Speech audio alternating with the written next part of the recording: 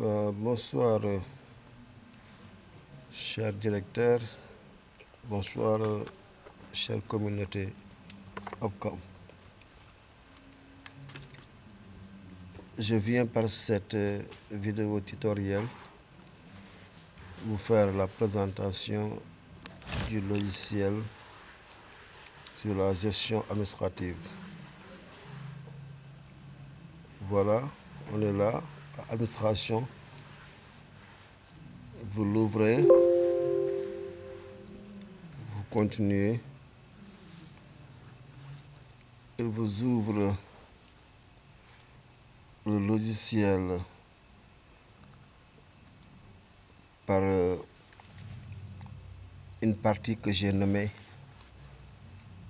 en tête, qui est là à partir du menu. C'est le bouton là, en tête à remplir. Vous revenez par là. Voilà. Ici, vous avez l'école El Hadj Gana Sène. C'est une école de Bambey, de l'IA de Diourbel. Une école qui compte 12 classes, CIA, que vous avez ici, jusqu'au CM2B. Donc, une petite présentation du menu. Vous avez ici un tableau de réussite. Le tableau de réussite, ça c'est le fond de roulement. Tableau de réussite, c'est le tableau d'évolution des taux de réussite aux examens scolaires 2022-2023. C'est un tableau qu'on renseigne et qu'on peut imprimer à tout moment et l'afficher au bureau.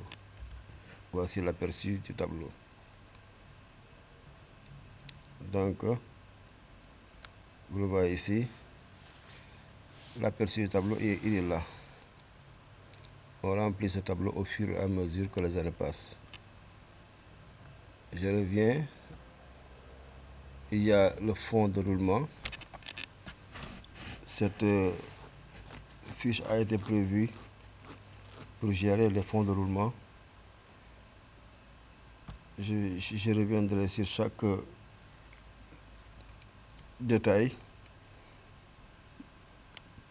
Tableau de suivi de l'exécution des planifications harmonisées.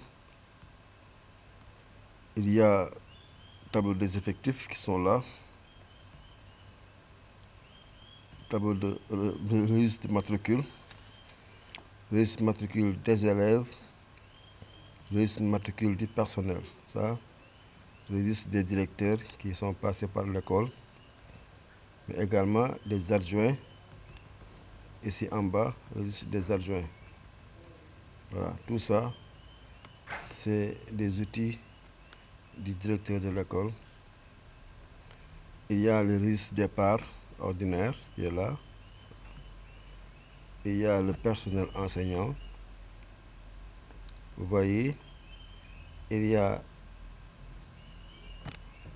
des cadres de progression harmonisés, des cadres de planification mensuelle des apprentissages, de la première étape à la troisième étape.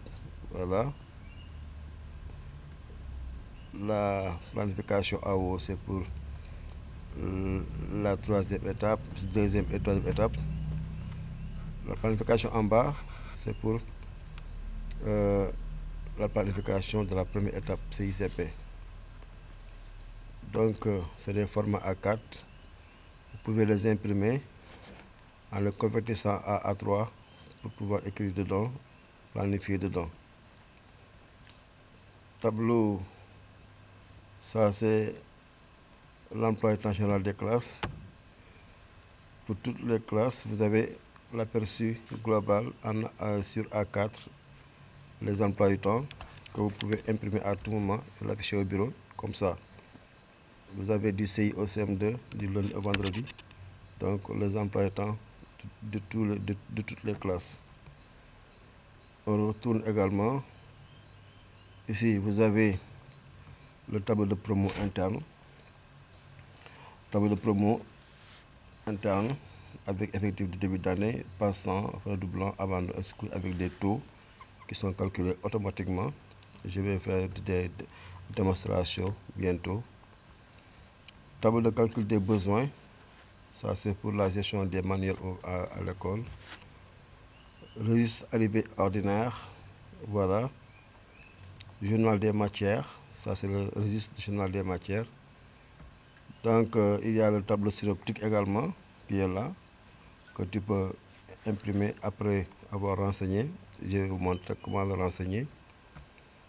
Il y a également le PAV, plan d'action volontariste, un tableau que le CGE le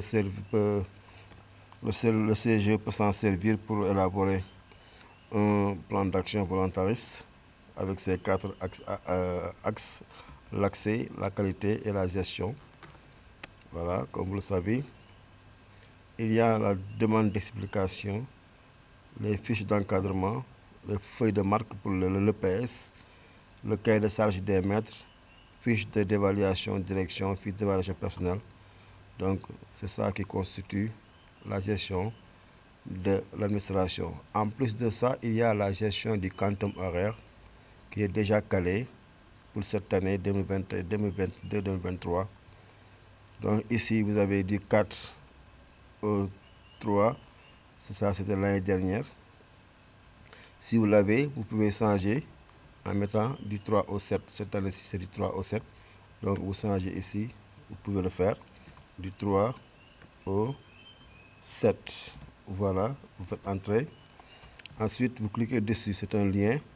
Si vous cliquez dessus, il vous oriente. Je mets 2022. Voilà, 2022. Si vous cliquez dessus, c'est un lien qui vous amène sur le relevé hebdomadaire des absences et des retards avec la même date du 3 au 7.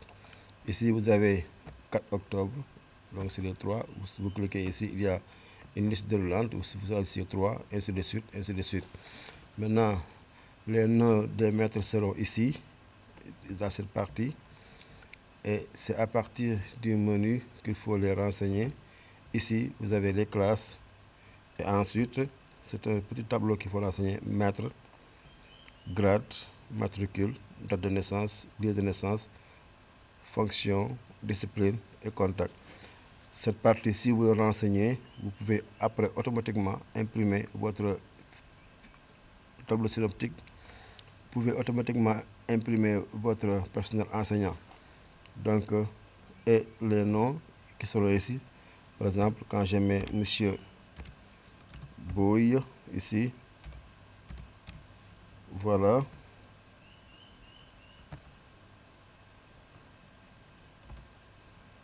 Monsieur Boy. Si vous allez ici, vous trouverez ici Monsieur Boy.